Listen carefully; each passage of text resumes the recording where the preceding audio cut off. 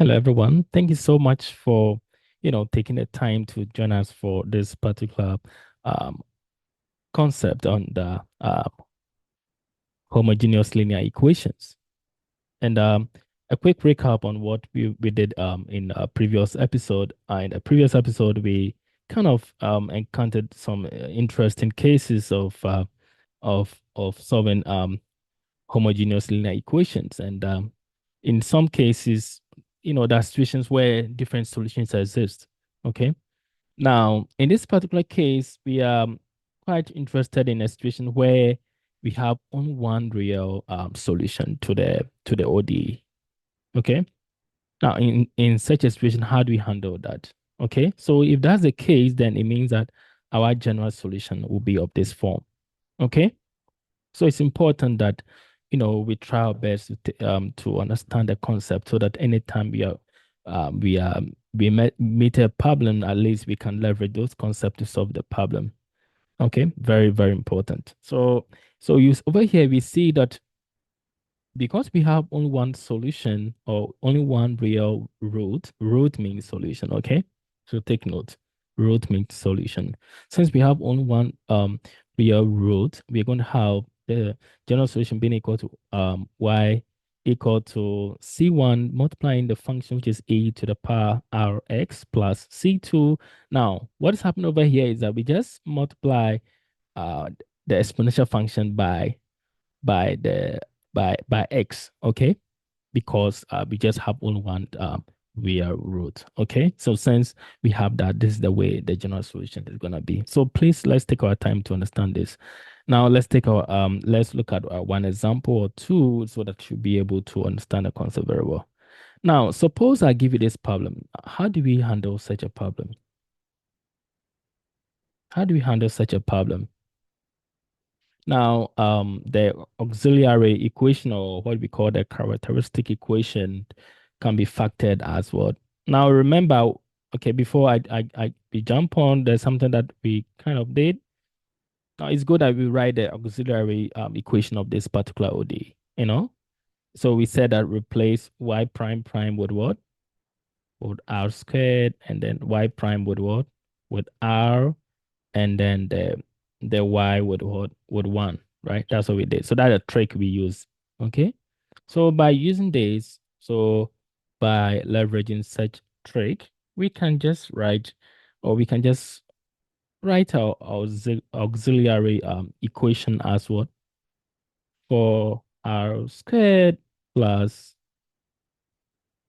12r plus 9 equal to 0. Okay. Now this can be factored as what? Can be factored as 2r plus 3 to the power 2 equal to what? 0. Okay. Now we only have only one solution to this, and that is what? And that is r equal to what? Minus 3 on 2 as the only solution to this auxiliary equation. Okay. Now, then what then happens to the general solution? So then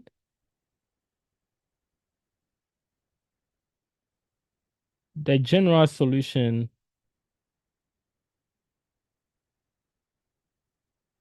so the general solution becomes y of x equal to c1 e to the power minus what? 3 on 2x plus c2. We said that we multiply c2 by x, okay?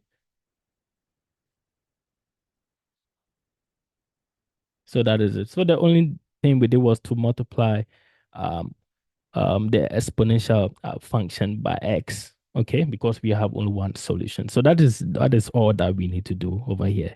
So you will say that in this particular situation, we didn't have to do so much, right? We didn't have to do so much.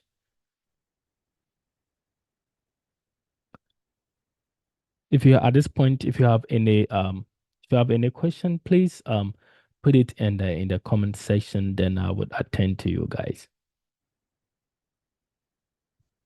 Does that make sense? So we can look for another solution, another problem, and then we kind of tackle that. So let's look at another problem. the problem is to solve the to solve the boundary problem. So how do we solve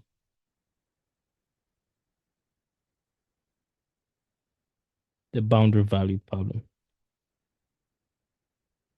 So we have y prime prime plus 2y prime plus y equal to 0. Okay.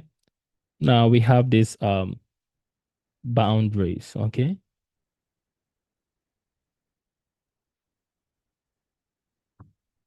Now let's say y of 1 equal to rather 3. So that the question will be interesting. Now, how do we solve this problem given this boundary value problem? How do we solve it? So as before, we use the same trick. We said that uh, we replace the what? The y prime prime with what? With r squared. The y prime with what? With r, and then y with what? With 1. Okay. So by using this trick, we're going to have r squared plus 2r plus 1 equals which as the auxiliary equation or the characteristic equation. Now what then becomes the root? Who can guess?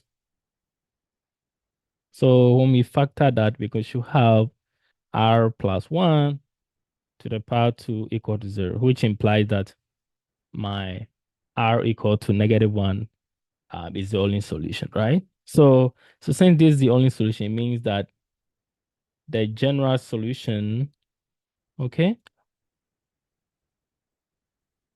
So the general solution becomes what? Which is y of x being equal to what? C1 multiplying e to the power minus what? Minus x plus what? C2, x. Very good.